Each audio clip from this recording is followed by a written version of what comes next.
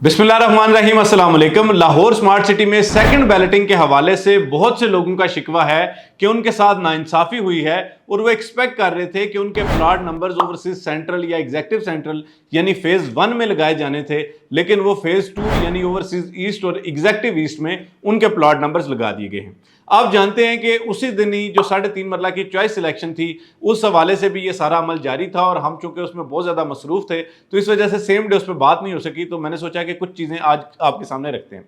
देखिए, मैंने जो लाहौर स्मार्ट सिटी की इंतज़ामिया से इस हवाले से बात की और आपका जो इशू है उसको रेज़ किया, तो उन्होंने इस हवाले से 2 लॉजिक्स दिए। पहला लॉजिक ये था कि उनका ये कहना था कि जी जो ओवरसीज ईस्ट और एग्जेक्टिव ईस्ट की लोकेशन है वो टेक्निकली जो फेज़ 1 है इसकी लोकेशन से ज़्यादा बेहतर है, क्योंकि उसकी एक साइड पे M11 लाहौर सियालकोट मोटरवे आ रही है और दूसरी साइड पे जो आप जानते हैं कि रिंग रोड वाली साइड भी उसके नज़दीक है। तो एक तो उन्होंने कहा कि जी लोकेशन जो है वो ज़्यादा प्रीमियम है। बहरहाल इस पे इत्तफाक या इख्तलाफ हो सकता है, क्योंकि लोग ये एक्सपेक्ट कर रहे थे कि जी फेज़ 1 में ही हमें एडजस्ट किया जाए, लेकिन वो फेज़ 1 में नहीं एडजस्ट हो सके। जो दूसरा लॉजिक उन्होंने दिया जो कि टेक्निकली ज़्यादा जो है वो सूटेबल है, वो ये है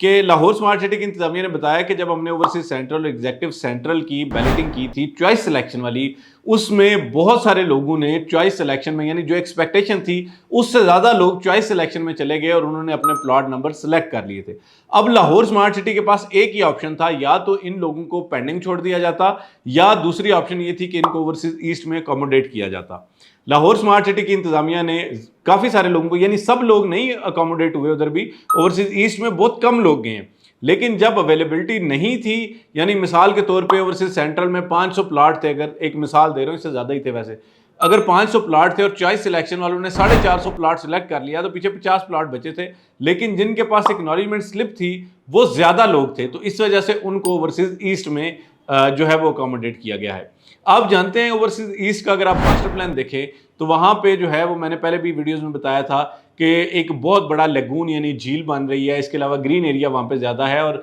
जो आने वाले टाइम में ज़्यादा फीचर्स हैं वो आपको फेज़ 2 में मिलेंगे। बहरहाल इस हवाले से आपका मुतालबा भी अपनी जगह पर जायज़ है, लेकिन मैं ये समझता हूँ कि जो बैलेटिंग हो चुकी है वो तो डेफिनेटली हो चुकी है। अब इसमें आपके पास इस तरह से कोई ऑप्शन तो नहीं है कि जी आपका वो प्लॉट नंबर कैंसिल करके और उसको जो है वो फेज़ 1 में किया जाए। लेकिन एक और पॉइंट ये है कि बहुत सारे लोग फेज़ 1 में इस वजह से जाना चाह रहे थे कि उनको ये टेक्निकली लग रहा था कि जी जो ज़्यादातर लोग हैं या ज़्यादातर जो डेवलपमेंट हुई है वो फेज़ 1 में हुई है और फेज़ 2 में डेवलपमेंट लेट है। मेरा ख्याल ये है कि जो एग्जेक्टिव सेंट्रल है उसकी डेवलपमेंट तो ताहाल शुरू नहीं हो सकी और ओवरसीज सेंट्रल की भी बैलेटिंग में जो डेवलपमेंट है उसमें थोड़ा सा वक्त दरकार है मजीद। तो ये दोनों की टाइमलाइन कंपैरेटिवली सेम ही होने के चांसेस हैं, तो इसलिए ओवरसीज ईस्ट या एग्जेक्टिव ईस्ट भी बुरे ब्लॉक्स नहीं हैं, वहाँ पर भी लोकेशन अच्छी है। अब इसके अलावा जो हम आपकी, ये तो चूंकि कंपनी का फैसला है और कंपनी के फैसले से ज़ाहिर बात है मैं और आप इख्तलाफ कर सकते हैं, हम उस पर अपनी राय का इजहार कर सकते हैं, लेकिन हम उसको रिवर्स नहीं कर सकते। तो मेरे पास जो आपके लिए ऑप्शन है वो ये भी हो सकती है कि हम कल को ये कर सकते हैं कि आपका ओवरसीज ईस्ट का प्लॉट जो है उसको बेच दिया जाए और आपको ओवरसीज 1 में या ओवरसीज सेंट्रल में अकोमोडेट कर लिया जाए। मेरा काम है आवाज़ उठाना, मेरा काम है कि लोगों की तर्जुमानी करना। मैंने कोशिश की कि मैं लोगों की तर्जुमानी करूं। एक्सपेक्टेशन के